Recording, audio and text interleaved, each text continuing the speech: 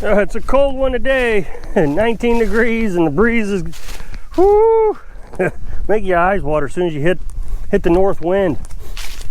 So a while back, I told you that this was going to fall over. I think we had a small trimmer a while back. It shook it and kind of leaned it over. I don't know, you may still be able to see that it's leaning quite significantly.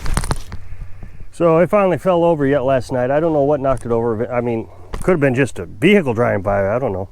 So I said that I would wait until this fell over and then I'd restack it. The problem is not the whole thing fell over. And it's really dangerous for me to get in there, and I guess I can get on the other side and push it over, because it looks like both stacks are gonna go now. Whereas the first time it looked like it was just this stack that was gonna go over, the one that fell. So it's not supposed to rain for a few days. I'm not gonna pick this up today because it's just really cold. And I don't wanna be out here in the cold. I had to come out for about a half hour earlier to make my video to the other channel. And oh, I was cold, man. I just shot a 22 shell. I should have wore an earplug.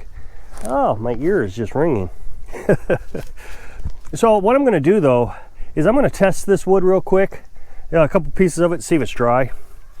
I told you a while back that this is on the north side. So the wind is coming from this direction and hitting that wood pile.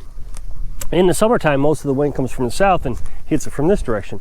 This wood has dried so much faster than the wood that it's older. This wood over here is about 16 months old. And this isn't even a year old yet. And it's, like I said, 15%. This is still around 22 or 23%. I can see that it's leaning also. That trimmer really knocked a lot of this wood around. So I'm gonna get the moisture tester. I'm gonna split a piece of this wood. I'm gonna moisture test it. I watched a video of a guy. He was showing people how to test his, moisture test firewood, and he did it on the outside. He didn't split it. And I questioned it at the time. Went down in his comment section, a lot of people questioned him about that. He never explained why he did that. But then just a few days ago, he made another video where he's cleaning out his chimney. And it's quite clear, I mean, just painfully clear, that he's running wet wood. It was just creosote built up terribly bad. I've checked my chimney 3 times now. There's nothing in it because I'm running dry wood. He says he runs his really hot, and that was pretty obvious. He burns his creosote out of there, which is kind of dangerous because you can get a fire doing that. I don't burn mine that hot. I get it up to 250 degrees, at which point creosote will not stick to your chimney. So I get it up to 250 degrees. Then I shut it, basically turn it way down, the stove. So I'm not even burning mine that hot, and there's nothing in it. There's just no creosote. So like I said, I'm gonna test this, because if I have this here available, I'll definitely make it through the winter with no concerns whatsoever if I have enough firewood. I mean, I think I got enough, but it's like, I wish I could have a better feeling for this, because that stuff there didn't dry after 16 months. I was really expecting that to dry. So I'm gonna check this real quick.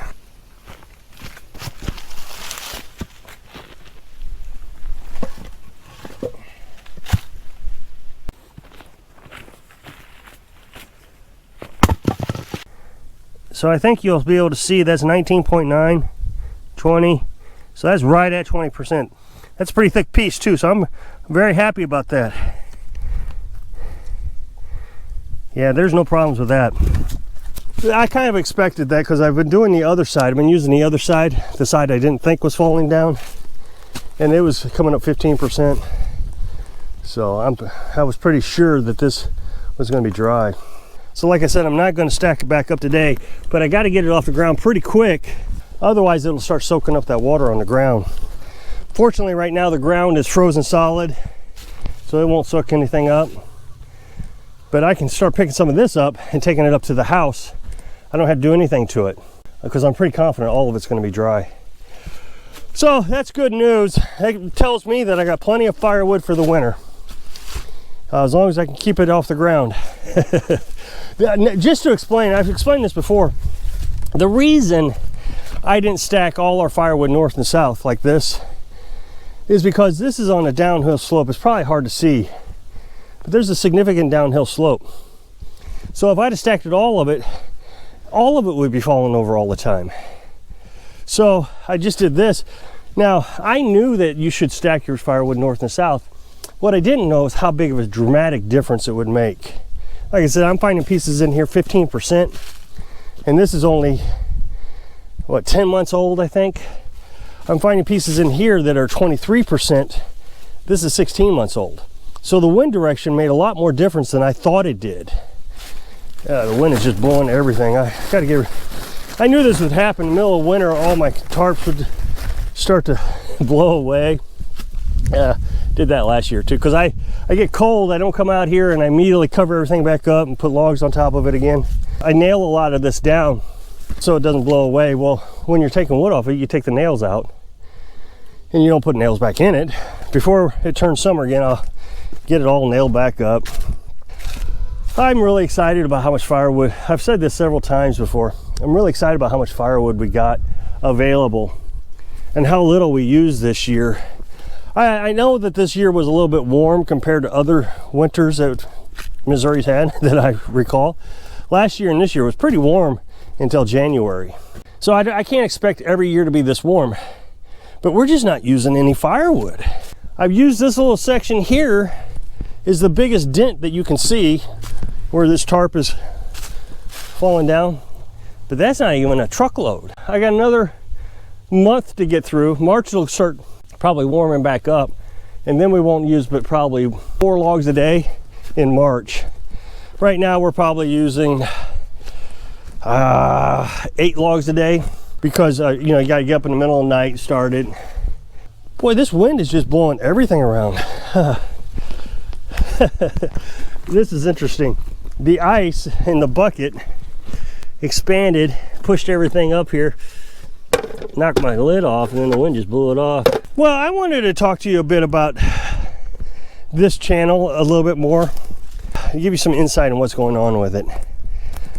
I feel like a lot of people think that I'm giving up on this channel, and I don't feel like I've given up on it.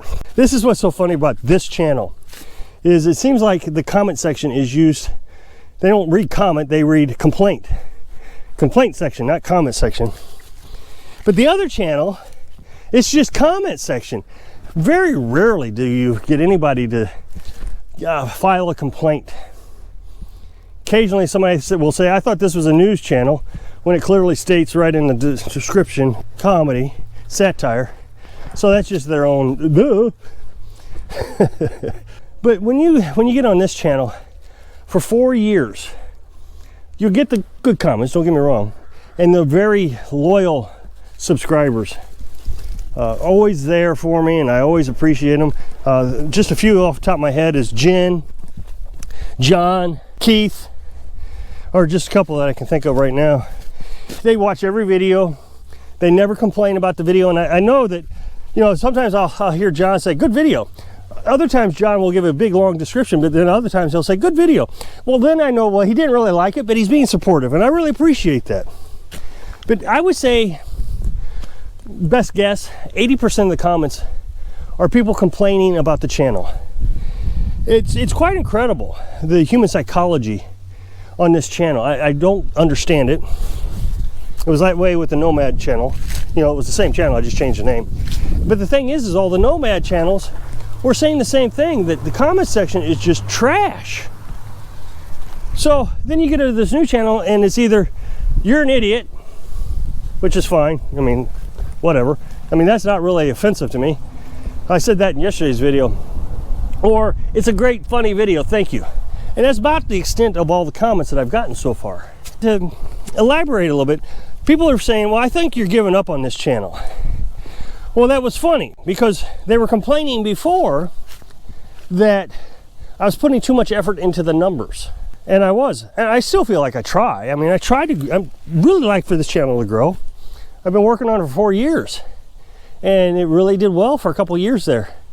From last year and the year before, did amazingly well. But this year it just died. So I decided to just take a more relaxed approach to this channel. And now it's like, well, you don't have no energy. not trying anymore. Well, I don't know what to do. Go out there and clean that brush. Well, I can't clean the brush because now I'm busy with the second channel. You see, that's the dilemma. Was when I was cleaning the brush, nobody wanted to watch the brush be cleaned up. The last video I did of me cleaning up the brush, when you go to my analytics, is the worst video I've made in 6 months.